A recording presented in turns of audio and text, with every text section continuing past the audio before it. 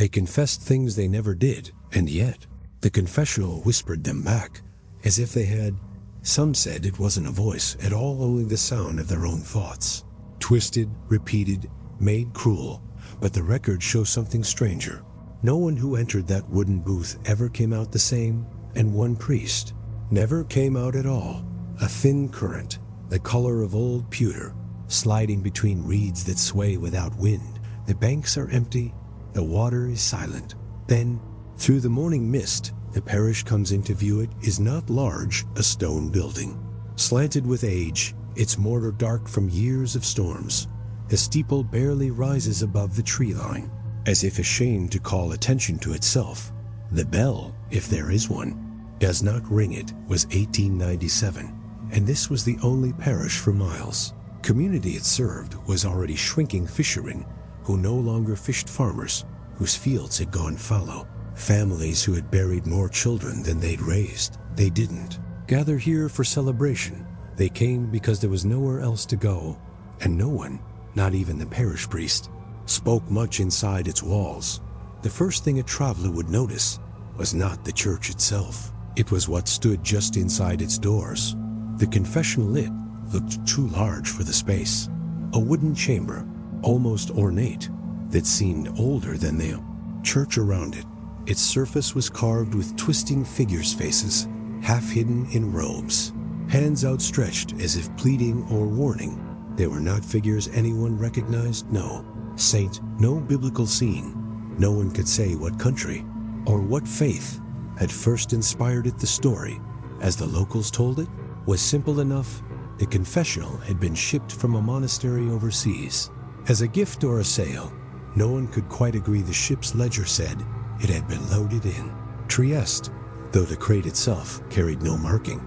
By the time it arrived, the monks who had sent it were said to be gone. No one could confirm that, and no one asked too many questions. The priest, Father Rourke, said only that it was to be kept locked, and he meant it. No confessions were to be heard inside it. Not yet. Some said he feared it. Others said he simply respected its age. But when a man bolts a door in a house of worship, people notice. For the first few months, the parish was quiet. Attendance was sparse. The river, sluggish and gray, swallowed most sounds before they reached the church walls. Mass was short. Rourke's sermons short. No one could tell you what they were about, only that his eyes drifted often to the locked confessional. By winter, whispers had begun. Some claimed the carving shifted in the flicker of candlelight, not changed, but seemed to lean or turn or breathe. Children dared each other to touch the wooden panels. None kept their hand there long. The wood, they said, felt too warm, but something wasn't right. In late November, Mrs. Callahan, the baker's wife, said she heard voices through its door. Low, murmured words, not English, not Irish, something that carried a rhythm, like prayer, but without blessing. When she asked Father Rourke, he told her the wind could make any sound if the river was moving fast enough. And yet, that morning, the river was frozen over. The parishioners began to keep their distance. Some crossed themselves when they entered, not facing the altar, but the confessional, as if to ward off whatever might be lingering inside it. Father Rourke grew more withdrawn. He slept in the rectory, but kept his study candle burning through the night several times. Neighbors passing by swore they heard the sound of the confessional's lock turning long after midnight. Yet by morning, it was always bolted shut. The townsfolk did not confront him. They only stopped coming as often, and those who stayed kept their children close, not letting them wander the pews. But one evening in December, something happened that no one could explain. During a service small, only a dozen present, the candles along the left aisle began to dim, not flicker dim, as though the wicks were drowning in their own wax. The congregation turned to watch. The air in that corner of the church grew cold, though the fire in the stove burned bright, and as the last candle sputtered out, they all heard Ida knock. 3 soft raps from inside the confessional. Every head turned. Father Rourke froze at the altar, his hand suspended mid-blessing. No one moved, no one spoke, and then nothing. The sound did not repeat. The candles, one by one, flared back to life as if nothing had happened. The parishioners left quietly after Mass. None asked questions, none dared, but from that night on, something shifted. Attendance dropped to half, then half again, and those who still came refused to sit near the confessional. They claimed the air there felt heavier, as though every breath took twice the effort. In the weeks that followed, rumors spread of shadows moving beneath the confessionals door when no one was near it, of faint scratches heard at dawn, like nails dragging slowly across wood, and of Father Rourke himself, seen kneeling before it in the dark, whispering, not prayers, but something lower, quieter. One fisherman, a man named Laird, swore he heard Rourke saying names he did not recognize, names that made the hair on his arms stand straight. Though he was listening from across the nave, when asked, Rourke said nothing. He only told Laird, in a voice too calm to be reassuring, some doors, once opened, must stay open. No one knew what he meant, but fewer still wanted to find out. By January, the parish was nearly empty. Only the most devout came now, and even they kept their visits brief. Confession itself done in a separate chamber by the vestry was hurried, as if everyone feared being in the building too long. Yet the confessional remained locked silent, its carvings gathering dust. Though no dust seemed to settle on the figures' faces, they stayed clean, almost polished, as if someone tended them when no one was watching. On the coldest night of that winter, a boy named Emmett wandered too close. He had followed his father, a carpenter, who was repairing a pew by the nave. While his father worked, Emmett lingered by the aisle, tracing the carvings with his eyes, and that's when he heard it. Not a voice, not exactly, but a sound like breath, long, steady, drawn from behind the wood. He pressed his ear closer. The wood was warm, just as the other children had said, and the breath, it was real, a rhythm, like someone asleep on the other side. But as Emmett turned to call his father, the breathing stopped, and from deep inside, a faint, rasping whisper rose. It said only one word. Closer. Emmett stumbled back. His father, hearing the noise, turned just in time to see the boy, pale and shaking. The carpenter demanded to know what had happened, but Emmett would only say the wood was alive. He begged his father never to leave him alone in that church again. By spring, the parish was silent more often than not. The congregation had dwindled to a handful of stubborn faithful. Even they refused to linger. The confessional stood untouched, the lock still firm.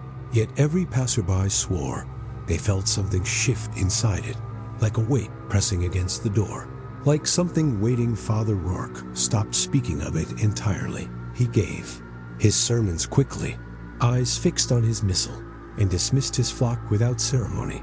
The lock remained, the whispers. 2 and 1 evening, just before dusk, a local farmer passing by claimed to see the confessional's door swing inward, not open entirely, just enough for a sliver of shadow to spill into the aisle. When he told Rourke what he had seen, the priest did not deny it. He only said, in a voice the farmer would never forget, "It's listening now." After that, no one went near it, even in daylight. They kept their distance. The church, once merely somber, now felt hostile. The air itself seemed reluctant to move. And yet, every Sunday, Rourke still unlocked the doors, still lit the candles, still carried on, as if nothing had changed. But the parishioners knew better.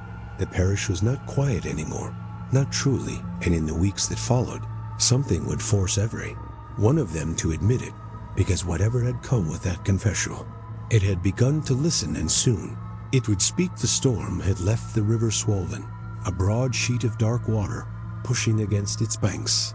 Littered with uprooted reeds and broken branches, the current carried a sound low, constant, like a distant, grinding wheel. Above it, the parish stood, its windows dark, its stone walls slick with rain.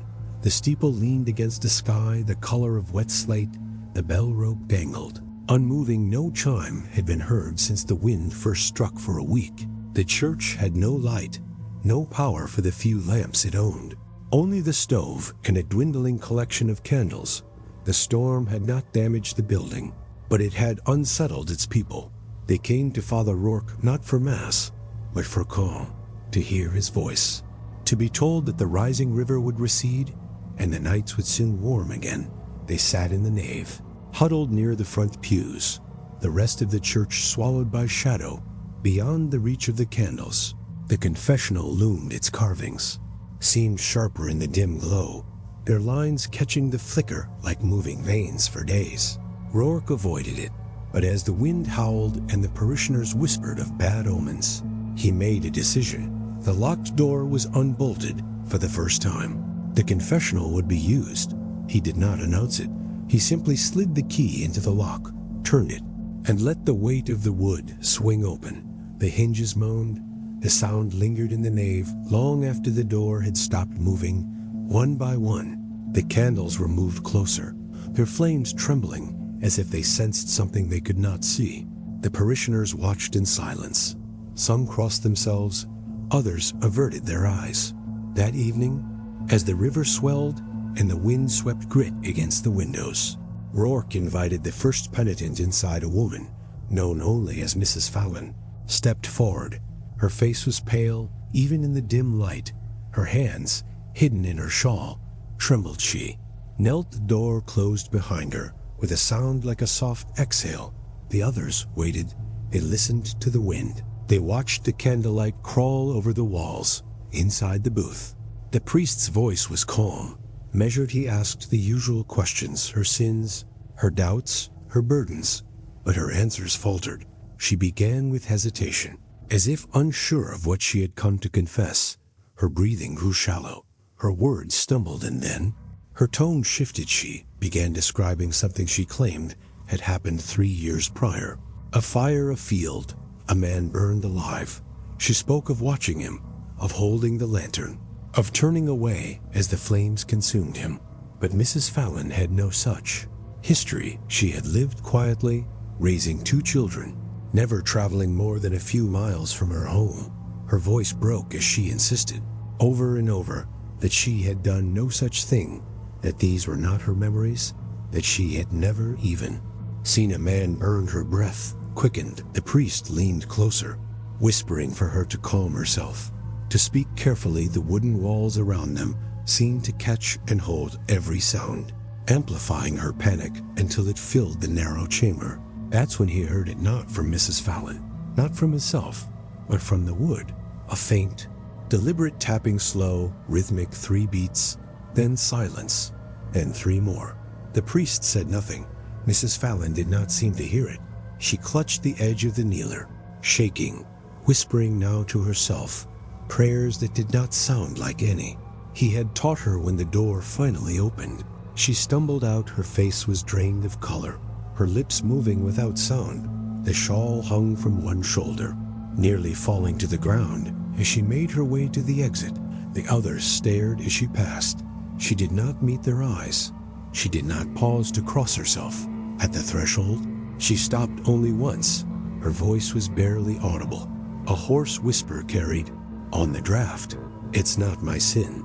And then she was gone. The parishioners did not move. The wind rattled the windows, but no one spoke. Their eyes drifted, almost unwillingly, to the confessional. The door was ajar, its carvings glinting with the last of the candlelight. Something about the air near it felt heavier, a faint warmth, as though the wood itself had been holding a breath.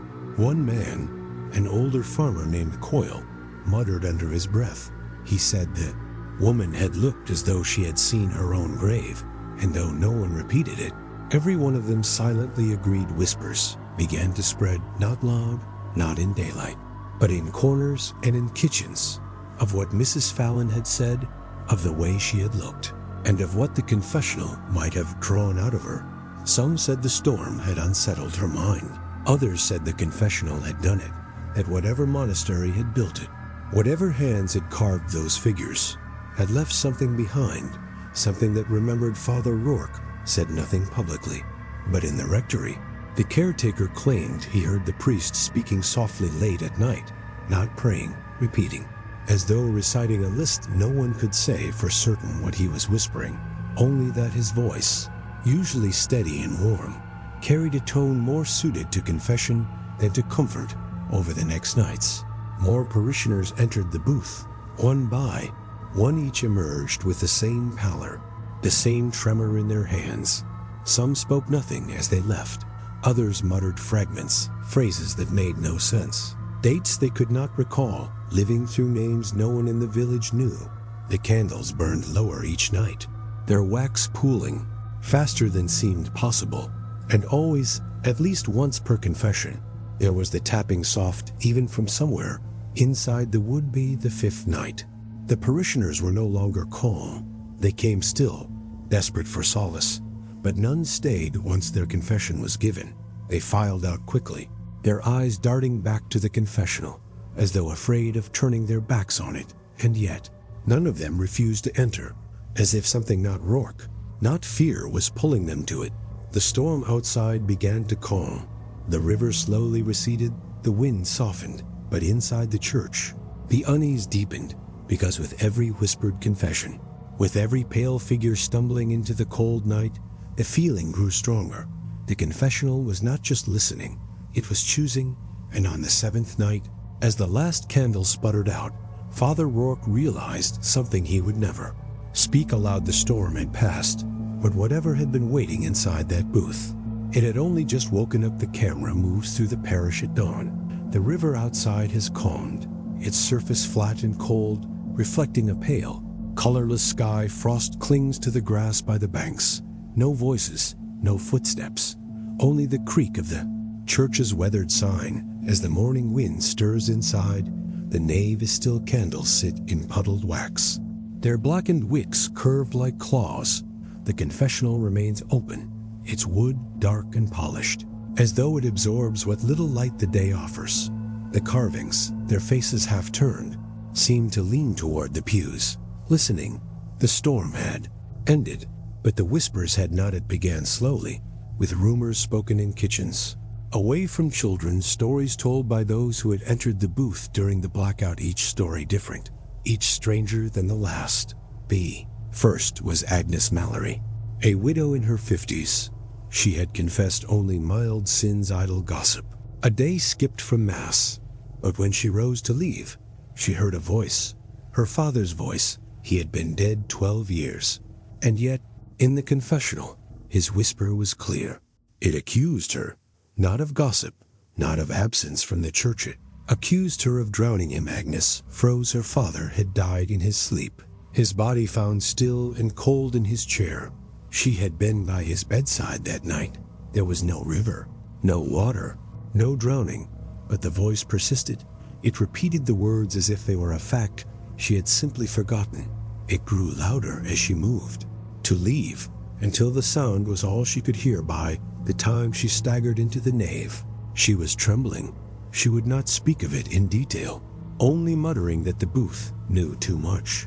Her hands clutched the rosary so tightly that the beads left deep red impressions in her skin. Then came the story of Coyle, the old farmer. He entered the booth on the third evening after the storm. The night air outside had grown sharp, and frost coated the windows. The candles were nearly spent, casting long, unsteady shadows across the floor. He knelt, steady as ever, his breath slow. He confessed only one thing, that he had thought of leaving the parish behind, of selling his land, of starting somewhere new. But before the priest could speak, Coyle heard something else. It was faint at first, a sound like soft gurgling. Then, unmistakably, a cry, a child's cry, not one voice, but two. Overlapping infant cries pained urgent. Coyle had no children. He never had. He had never married, never courted, never known that kind of loss. And yet the sound grew louder, echoing off the wood, until it seemed the booth itself was breathing with it. His knees pressed hard into the floor. His breath caught, and then he heard a woman's voice, low, almost too faint to make out. It said his name and asked him why he had left them when he left the booth. His hands shook so violently he could not tie the scarf around his neck. He would not look at Father Rourke. He would not return to the parish for 3 days. But something wasn't right. The stories spread, and with them, a fear that no one wanted to name. Each person heard something different, a voice, a sound, a memory that could not be theirs. Not just a whisper, but something sharper, as if the confessional itself was reaching. Into places they had not known existed. Father Rourke tried to keep order. He told them the storm had left their nerves raw, that fear could twist the mind, that the wind through the cracks in the wood could sound like words, but his hands betrayed him every time he slid the key into the lock. They trembled, not from cold, from something else at night.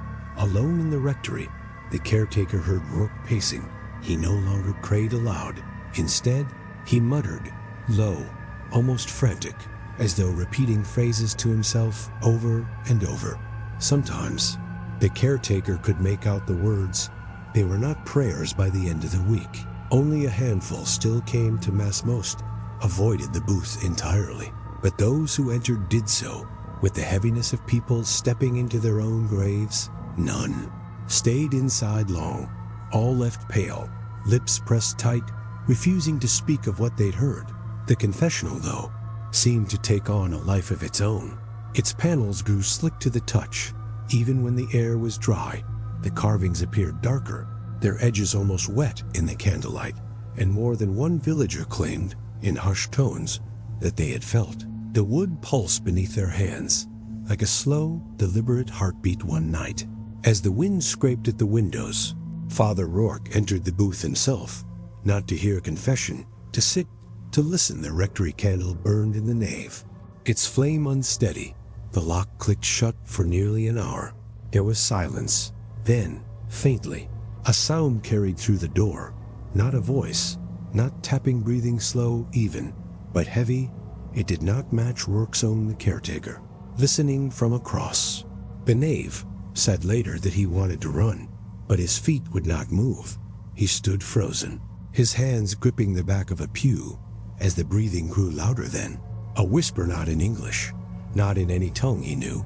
The syllables were soft, liquid, repeated in a low rhythm, the kind of sound that clung to the ear, even when it stopped. When the door opened, Father Rourke stepped out slowly. His face was pale.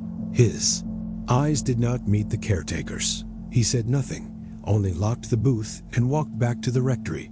But the caretaker swore he saw something just before the door closed. In the flicker of the dying candlelight, he thought the wood on the inner panel shifted, not moved, shifted, like a ripple beneath the surface. He never told anyone, but he stopped crossing himself when he entered the church.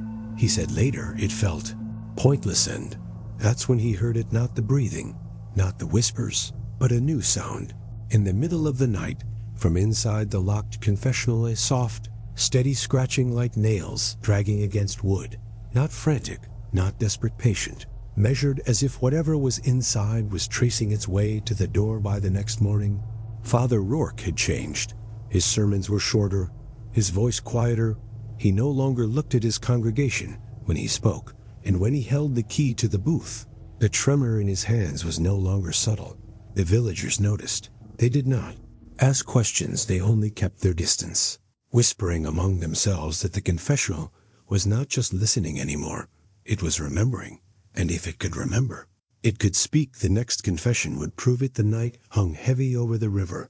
The water barely moved, the surface flat as black glass, swallowing what little moonlight reached it. Along the banks, frost spread in thin, white veins across the soil. The trees stood brittle and still, their branches motionless in the airless dark. The parish rose above it all, a dim silhouette against the horizon, its windows unlit, its steeple a jagged line beneath the low clouds. The church did not glow the way a place of worship should. It looked more like a place abandoned.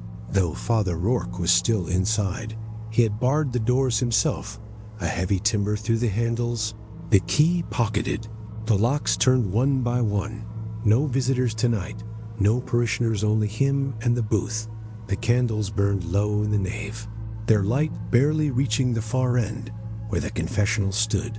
The carvings on its panels shifted in and out of shadow, their faces flickering between sight and suggestion. The priest sat in the last pew, hands folded, his eyes fixed on the dark outline of the wood.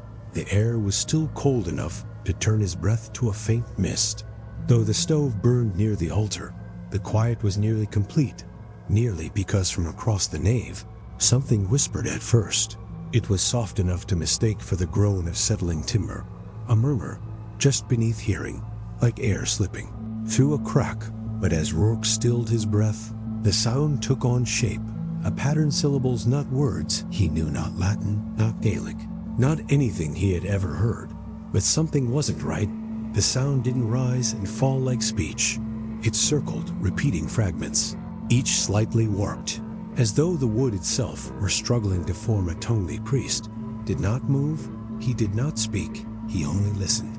His body rigid, his fingers locked together so tightly, his knuckles whitened. Then the creaking began, a slow, deliberate strain of wood under pressure, the sound of weight shifting inside the booth. Though its door remained closed, each groan was followed by a pause, then another, as if the confessional itself were taking long, measured breaths. Rourke rose quietly. His boots made no sound on the worn stone floor. He stepped closer, keeping to the shadows, until he stood just beyond the reach of the booth's carved edge. That's when he heard it, not from the wood, not from the murmurs. A voice, low from inside the booth, said nothing clear, only a sound like a vowel drawn out, a soft hum that vibrated through the wood. The note lingered, too deep to be the wind, too steady to be the creak of joints.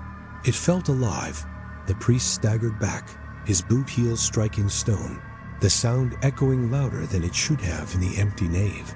The murmuring stopped, the creaking stilled, the booth returned to silence, but the air around it seemed heavier now, dense in a way that made each breath shallow, as if the space itself resisted being filled. Rourke retreated to his pew. He lit another candle with shaking hands, the flame stuttering as though caught in a draft. There was no draft. The church was sealed tight. He took out paper and ink from his satchel. The letter had to be written tonight. Before the whispers returned, his words were precise, each stroke of the quill deliberate, despite the tremor in his fingers. He wrote to the diocese, his plea couched in formal language, but its meaning urgent. He wrote that something was wrong with the confessional, that voices spoke when none were, inside that it breathed. He wrote that he feared for his parish, for his own mind, and for his soul, though he never dared to name why the ink smeared once when his hand jerked, startled by another sound, not the murmurs, not the creaks, a soft, measured tapping from the inside of the booth. 3 taps, a pause, 3 more, the same rhythm. The parishioners had described the same sound that had begun the night. Mrs. Fallon left pale and trembling. He did not finish the letter that night, not properly. The last line cut short, the quill abandoned on the wood as he rose, unable to keep his seat while the tapping continued. It stopped only when he approached the booth, only when his hand hovered near the handle. Wood was warm, not the warmth of the air, the warmth of something alive behind eyes. Did not open it. He stepped back. He gathered the letter, sealed it, and left it on the altar for the courier. At first light, the tapping did not return, not that night, but the murmurs continued low, constant, like the sound of a tide beneath the floorboards by morning. The letter was gone. The courier claimed he had delivered it by hand to the next town. The diocese, when asked later, said no such letter had ever arrived. Father Rourke did not write another. He did not try to send word again. From that night forward, he kept vigil alone each evening. As the sun sank and the nave darkened, he would light the candles, bar the doors, and take his place in the pews.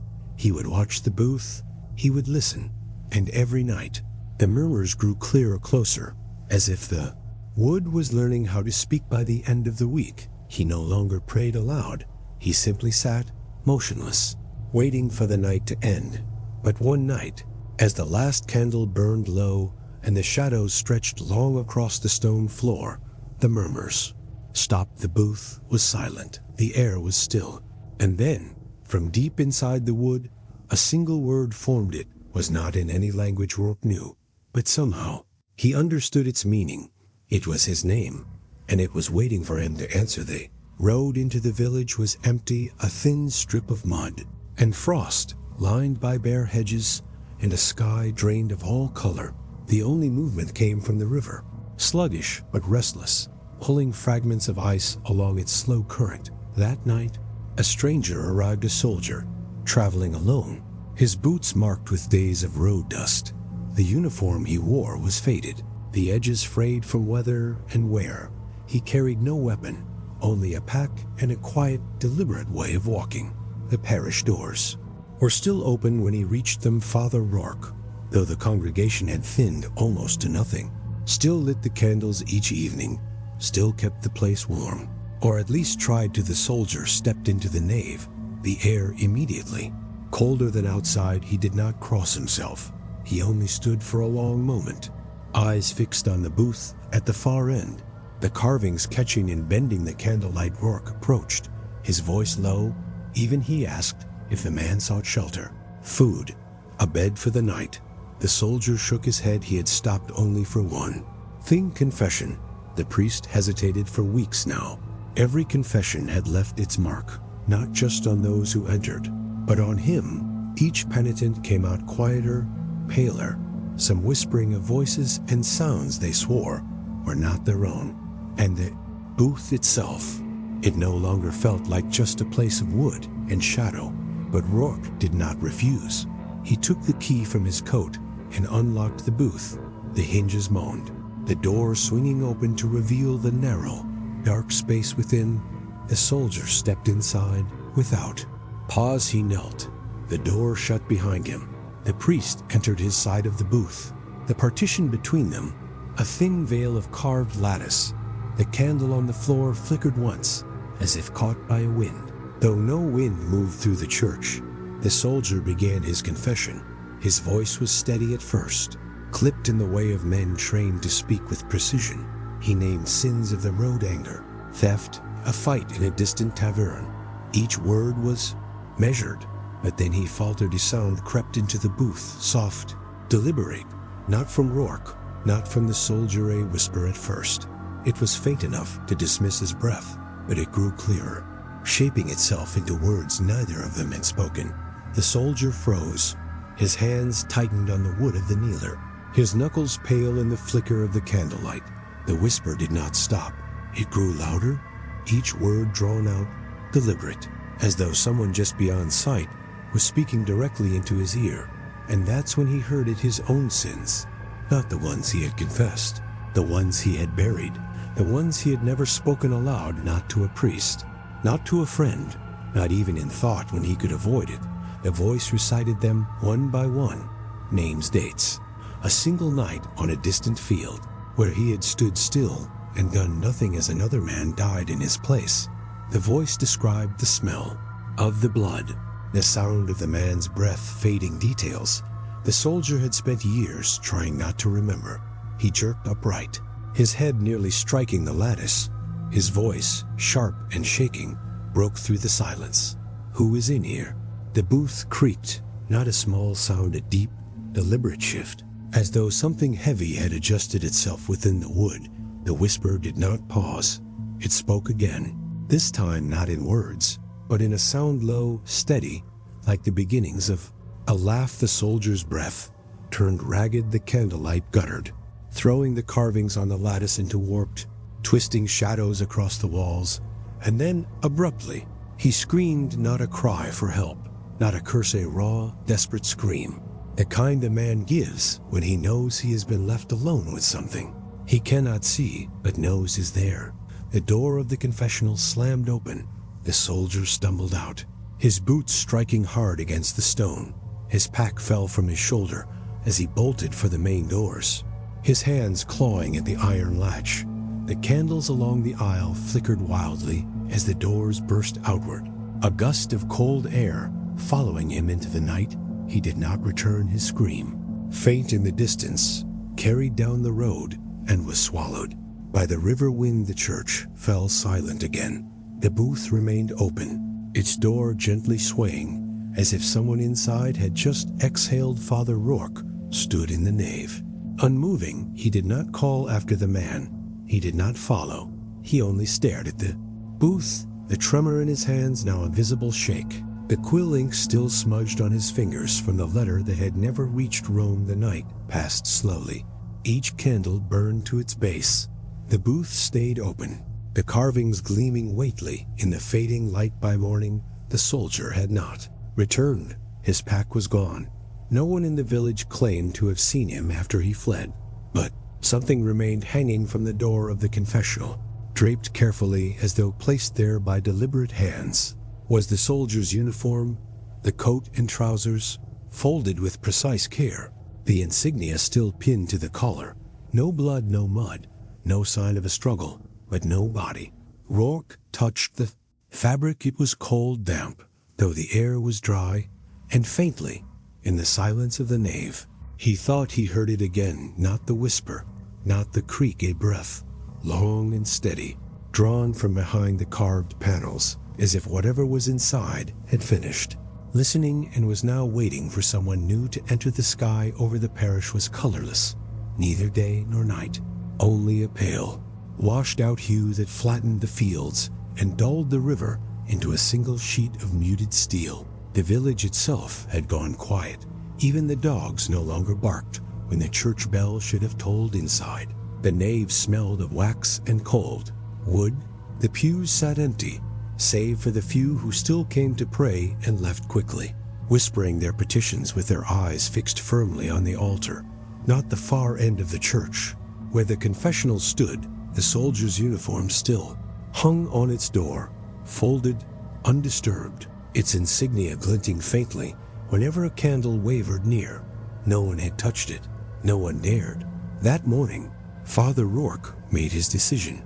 He fetched a hammer and nails one by one. He drove them into the confessional's doorframe. His strikes, deliberate, his breath shallow. The sound rang through the nave, sharp and unnatural.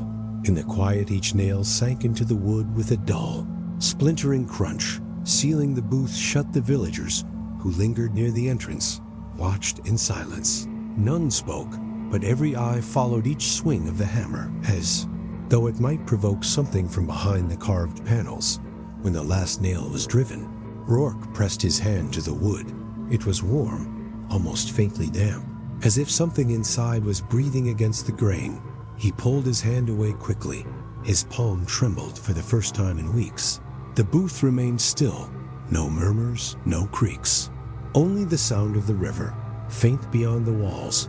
But something wasn't right. That night, the murmurs returned, not from the booth, not from behind the nailed door, from beneath the floor. The sound began as a low hum, so soft it could almost be mistaken for the settling of the foundation. But as the hours passed, it grew clear, distinct syllables forming, layered as if many voices were speaking at once. None of the words were familiar. Their rhythm was slow, deliberate, like the chant of something buried and patient. The few villagers who ventured near claimed the sound was louder if one stood at the center aisle, right before the steps that led to the altar. The boards there felt different, hollow, with a faint vibration that pulsed through the soles of their shoes. One woman swore she felt the floor move, just a fraction, like something had brushed against it from below. And that's when she heard it, not just the murmuring, a whisper close, intimate, almost inside her ear. It spoke her name. The candles guttered violently, their flames shrinking into tiny, stuttering pinpricks before extinguishing all at once. The church plunged into darkness when the wicks were relit. The air smelled faintly of damp earth, and the soldier's uniform, though untouched, now hung with its sleeves extended slightly, as though the arms beneath it had shifted position. No one came to the parish the next day, or the one after. Father Rourke stopped holding Mass. He began sleeping in the sacristy, the smallest, most enclosed room in the building. Each night, he locked the door and placed a chair beneath the handle, though no one ever tried to open it, not anyone living. He clutched a crucifix when he slept, not out of faith at least, not anymore, but because he claimed it was the only thing. That kept the murmurs from getting too close. He could still hear them always, through the walls and beneath the floor. But when he gripped the cross, they stayed faint, distant, almost tolerable. The caretaker said the priest no longer ate in the daylight. He only emerged at night, pale, unshaven, his eyes glassy, his steps unsteady. As he checked the nails along the confessional door, He did this ritual every evening, running his fingers along the edges, pressing against the panels, listening for movement. Sometimes he would whisper to himself as he did it. The words were too soft to make out, but the caretaker swore it didn't sound like prayer. On the fourth night after the booth was sealed, the murmurs changed. They grew louder, closer, no longer muffled by the floor. Caretaker, passing through the nave after sunset, froze when he heard them rising from beneath the altar steps. He felt the floor shift again, just slightly, a soft thud, as though something large had shifted its weight in the crawl space below. The nails along the confessional rattled, not loose, but vibrating, as if the sound inside the wood was no longer confined to it. The caretaker ran. He left the parish door open, letting the cold night air sweep through, carrying the faint sound of the murmurs out into the empty streets. By morning, the villagers who lived nearest the church swore they could hear it, even from their homes. A low, continuous hum, like a chorus under the earth, punctuated by brief pauses, as though waiting for someone to answer. Father Rourke did not answer. He spent that day alone in the sacristy, his crucifix clutched to his chest, his eyes red from sleeplessness. He whispered to himself, repeating a single line over and over, a line the caretaker later swore he could make out through the door. Isn't inside the booth anymore. By nightfall, even the sacristy no longer felt safe. The murmurs grew so loud they rattled the oil lamps. Every candle the priest tried to light sputtered and died the moment he brought it near the nave. The darkness grew thick, almost tangible, the air heavy, as if the church itself was being packed with unseen weight. And then, just before midnight, the sound stopped, not faded, stopped. The silence was so abrupt it rang in Rourke's ears. He sat motionless in his chair, crucifix pressed to his chest, his breath loud in the stillness. For the first time in days, he almost felt calm, till he heard a single knock, not from the confessional, not from beneath the floor, from the sacristy door. 3 deliberate knocks, slow, measured, followed by a voice low, quieted, spoke his name, and it sounded like his own voice. Thaw came late that year. The river swelled with runoff, its surface thick with debris, drifting branches and patches of pale, rotting ice. The fields remained gray and waterlogged, the air heavy with the smell of damp soil and something faintly sour, like wood left to rot beneath standing water. The parish stood in the middle of it all, its walls streaked dark from weeks of rain, its bell silent, the path to the door overgrown with weeds that had pushed through the stones. No one came anymore, not for Mass, not for confession, not even to speak to the priest. By spring, the villagers had stopped even glancing at the church when they passed on the road. Some crossed themselves when it came into view, most simply looked away, their pace quickening, until the steeple was behind them. Inside, the air felt stagnant. The candles, when lit, burned low and sluggish, their wax dripping in long, pale ropes that curled and hardened before reaching the floor. The pews gathered dust, their wooden backs cold to the touch. The only sound was the faint, constant drip of water from somewhere near the altar. Though no leak could ever be found, Father Rourke was still there. Every morning, he unlocked the sacristy, straightened his robes, and entered the nave. He walked the aisle, pausing at each row of pews, as if greeting a congregation that was no longer there. His lips moved as he spoke to them, but his voice never carried each day.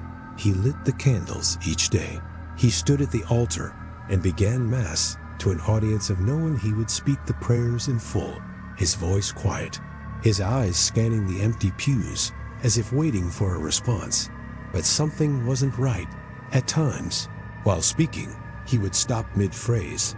His head would turn slightly, his brow would furrow, as though he'd heard something over his own voice. Then he would listen. The caretaker, who still brought food once a week, said the priest had begun muttering under his breath, even when not at the altar. Snatches of prayers, words repeated without pause, over and over. But it wasn't just prayer anymore. It was confession, whispered sentences, half-formed, emerging as if spoken by someone else through his mouth. The words were sharp, deliberate accusations, admissions, some so vile the caretaker refused to repeat them. The priest swore he was not the one saying them. He said the voice was coming from the confessional, from behind the carved lattice. Where no one said it spoke in his tone, it spoke with his cadence.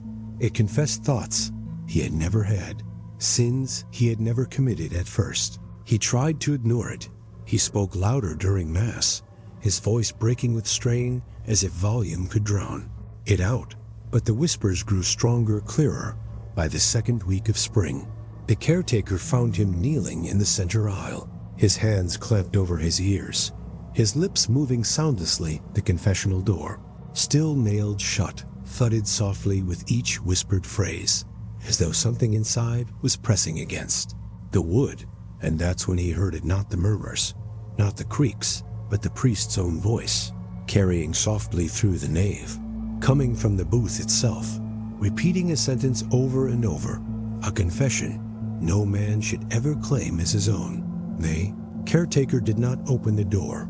He did not speak. He left the church and locked the main doors behind him, his hands shaking as he turned the key. That week, the bishop finally came. He did not enter alone. 2 men accompanied him, neither wearing vestments, their faces pale, but set with the resolve of those ordered to endure what they could not explain.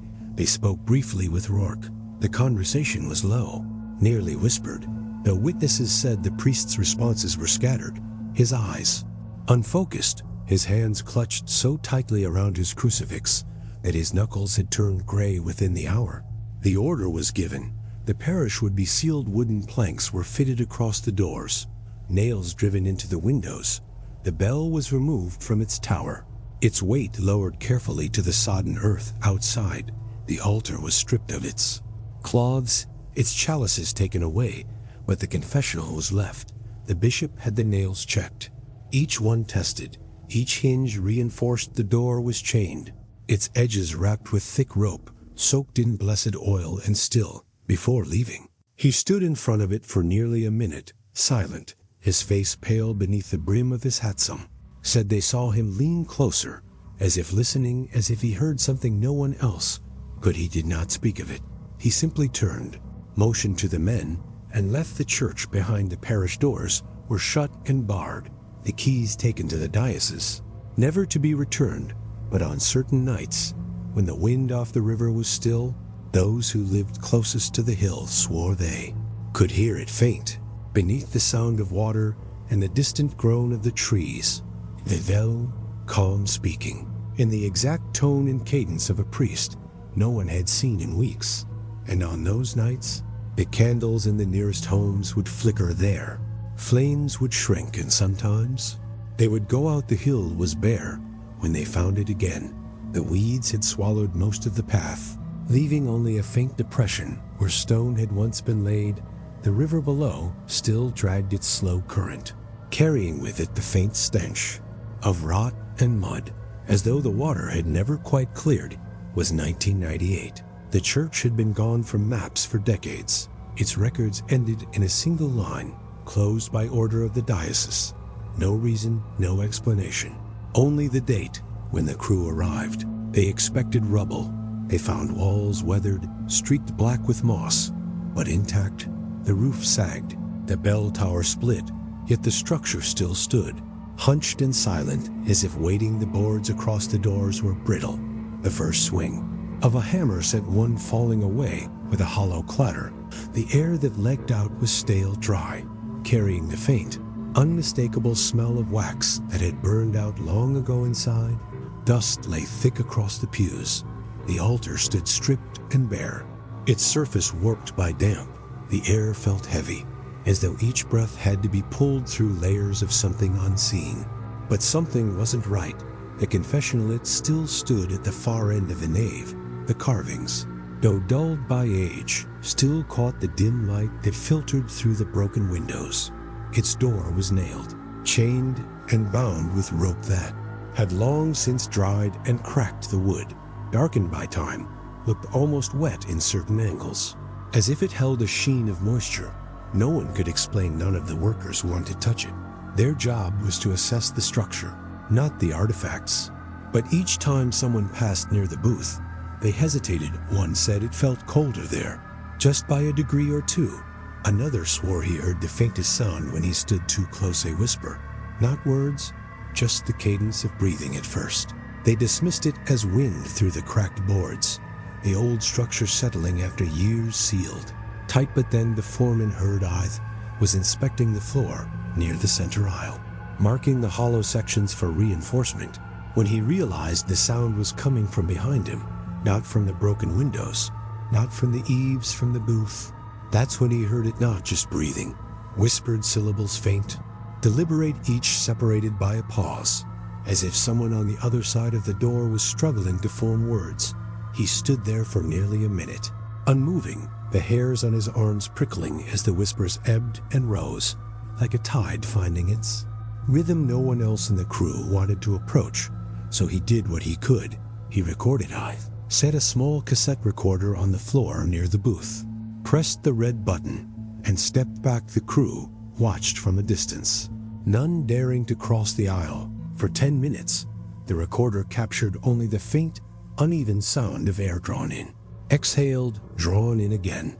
At times it sounded almost human, at others more like the shifting of wood deep within the booth, as though something inside was flexing, searching for space. Then, faintly, it began to speak, not loud, barely audible beneath the static hum.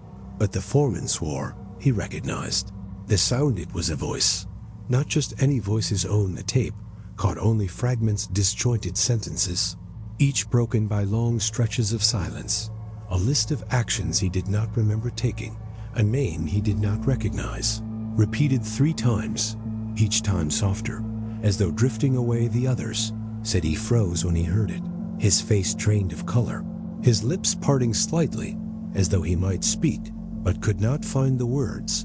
Then the whisper on the tape changed, the static rose, and through it came something low, a sound more felt than heard, like a breath drawn so deep it seemed to pull the air from the room. The cassette clicked once, a sharp pop, and then, over the static, came a single, sharp scream, not distant, not faint, but close, right beside the microphone, so loud it rattled the speakers when they played it back. The recording cut there. Silence. The foreman packed his things that night. He did not return the next day, or the one after, when the project manager called his home. His wife said only that he'd woken in the middle of the night, speaking in a whisper she couldn't make out. He left before dawn. He hadn't said where he was going. The cassette, though, remained. The crew kept it, passing it between themselves in the weeks that followed, each replay amplifying the same faint breath, the same half-formed sentences, the same scream. And on the final play, before the tape snapped from overuse, something new bled through in the static, a sound no one had noticed before, not a voice, not words, a soft, measured tapping. 3 knocks, a pause, 3 more, the same rhythm the villagers had spoken of a century before. And though the booth still stood, chained and sealed, the workers swore the tapping wasn't coming from it anymore. It was coming from beneath the floor. The tape hissed. Even before it played, the sound of old plastic, stretched thin, its reels sticking slightly as they turned. The room where it was analyzed was kept dark, lit only by the faint green glow of meters and dials. It smelled faintly of ozone, the tongue of old wires warming as the equipment powered. On the analysts worked slowly, their headphones large and padded, their eyes fixed on the rolling graphs of waveforms. They weren't listening for voices. Not at first. They were mapping frequencies. Tape offered little at normal speed, only faint, static, the soft hiss of air, the distant creak of wood. Nothing human, no words, no trace of the foreman's scream. But something wasn't right. When slowed, the patterns emerged, not speech, not even sound, in the traditional sense, frequencies too low for the ear, a rolling rhythm rising and falling, like a chest inhaling, exhaling, over and over again, measured, deliberate, not mechanical, not random like breathing. One of the younger analysts leaned back from his console. He removed his headphones, his brow furrowed. He said it didn't sound like it was coming from the booth at all. Not exactly. sounded like the booth was pulling something and not amplifying sound, but something deeper, something beneath the surface of hearing. The others dismissed him artifacts. They said distortions caused by the age of the cassette wood, expanding and contracting, air moving through gaps, the ordinary ghosts of old materials. But the younger analyst didn't agree. He began isolating the patterns, separating each low pulse from the layers of static. With each separation, the rhythm grew stranger, not just breathing now, a cadence faint regular as if mimicking something human. Not perfectly, just enough to seem familiar, enough to make his own breathing unconsciously slow to match its pace. And that's when he heard it, not through the headphones. In the room, a soft creak. Behind him, near the corner where the wall met the floor. Not sudden, just a shift, like weight settling onto boards that hadn't borne weight in years. He turned, nothing there, only the glow of the monitors, the cables curling along the floor like veins. He went back to work, but his pace quickened hours later. He left the lab, he left the building altogether. He did not take his equipment, he did not take his notes. Left only one thing behind, a single sheet of paper folded once, placed on the console beside the tape. In a hurried, unsteady hand, 4 words were written. It's not wood anymore. No one saw him again. When the other analysts returned the next day, they opened the note but said nothing aloud. Instead, they replayed the final segment of the tape, letting it run past the hiss, past the static, into the slow, pulsing rhythm beneath. And there, faintly, something new surfaced, not a voice, not exactly, but something shaping itself into one, almost forming syllables, almost speaking. Sound wasn't louder than before, but it was closer, not through the headphones, not from the monitors, from the room itself. From the floor beneath their feet, the wood felt warm to the touch, almost damp, as though it were not wood at all. One of them shut the recorder off. Another pulled the plug from the wall. The sound did not stop. The last analyst to leave that night claimed he heard a knock as he locked the lab door behind him. 3, in sequence, slow measured. He turned, but the hallway was empty. The sound came again, not from behind him, from beneath, deep below the concrete, patient waiting. And as he stepped away, he realized the rhythm had matched his own breath perfectly until it stopped, just as he exhaled, leaving only silence and the faintest impression in the quiet that something below was still holding its breath. The fence around the hill leans in sections. Now its chain links sag where rust has eaten through the ties. The warning signs, sun-bleached and peeling, their red letters nearly gone. The gate, locked years ago, hangs by one hinge beyond it. The parish waits, its walls bowed, its windows broken. Its bell tower long collapsed into the grass below. The weeds have grown so tall, they move in waves when the wind pushes across the hill at night. From a distance, they resemble a tide rising, falling, as though the earth itself were breathing it. It's nearly midnight when the explorers arrive, 4 of them. Their voices bright, their steps loud on the gravel as they climb, phones held high to catch their faces in the dim glow. Their breath comes out in plumes, visible in the chill, and each laugh echoes longer than it should. They call it the Demon Church. They tell their live viewers they're going to confess to the devil. Each time one of them says it, the chat fills with laughing faces and strings of images. But something wasn't right from the moment they pass the threshold. The air changes. The temperature drops, not by much, but enough that the sound of their footsteps seems sharper against the hollow boards. Dust floats in the shafts of light from their flashlights. Hanging like faint mist in the air, the stream jitters once a brief hitch, and when it recovers, the comments begin to shift. Viewers start asking about a voice, a 5th voice, low, distant, just beneath the sound of the explorers' laughter. None of them react to it. None of them seem to hear. The camera sweeps across the nave, catching the row of pews, the stripped altar, the broken windows black against the night sky. Every few seconds, the lens flares, not from light, but from a faint distortion, as though something just out of frame is brushing past. And then the confessional comes into view. The carvings are still there, weathered, softened by time, but visible. The door, which had been nailed and chained, now hangs slightly open. The wood is dark, damp-looking, though no water runs through the floor. The explorers joke again, their voices bouncing off the walls. One presses his palm against the booth's door and laughs. He says it feels warm, like someone has been sitting inside the stream chat. Explodes lines of text race by not from viewers laughing now, but repeating words, names, some in languages the explorers can't speak, others that match nothing in their database of subscribers. The sound beneath their talking grows louder still. They do not hear it, but the viewers do. Whispers, fragmented sentences, sins spoken in calm, even tones, layered beneath the explorers' voices as though woven into the air itself. Some whispers sound male, others distinctly female, one faint, almost gone sounds like a child. The explorers' flashlights flicker. The comments fill with warnings, but they keep moving, laughing, their breaths forming clouds in the cold as they circle the booth. And that's when they hear it, not the whispers, not the creaks a knock from inside the confessional 3. Slow, deliberate, the group freezes, their faces lit by the dim glow of their phones. One leans closer to the booth, peering through the narrow gap in the door. He laughs again, softer this time. Forced, the sound comes again, closer now, like weight. Shifting behind the wood, the camera swings wildly as one of them pulls the door wider. The feed cuts for half a second. When it returns, the angle is skewed. The phone on the ground, its lens pointed up at the booth. The explorers' voices are panicked, now scrambling, overlapping. Someone says they need to leave, and other whispers, "Did you hear that?" But the viewers hear something else. Not their words, not their footsteps, a voice.